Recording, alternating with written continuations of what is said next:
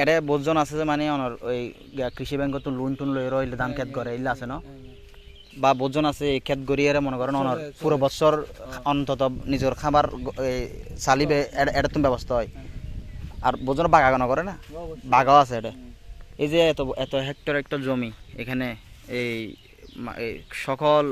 কৃষকরা যে কষ্ট করে শ্রম দিয়ে যে অনেকে কৃষি ব্যাংক থেকে লোন নিয়ে মানুষ আরেকজনের জমিতে অর্ধেক অর্ধেক বা 30% 70% ভাগ করে এরকম ভাগ করার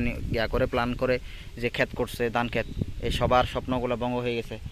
আবার আমরা ত্রাণ বিতরণ করতে যাই অনেক জায়গায় দেখছি এরকম মাছের প্রজেক্ট করছে অনেকে এরকম লোন নিয়ে 1 বছরের জন্য লিজ নিয়ে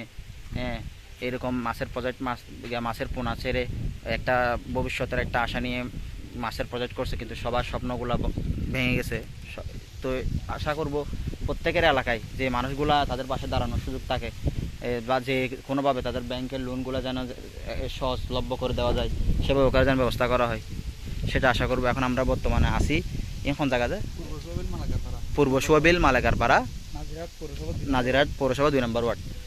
তো এখন এরকম আমরা সাময়িক ত্রাণ দিতে এসে কোনো লাভ নাই কিন্তু এই কৃষকরা যে এত এত হেক্টর জমি যে এইভাবে করে তাদের স্বপ্ন নষ্ট হলো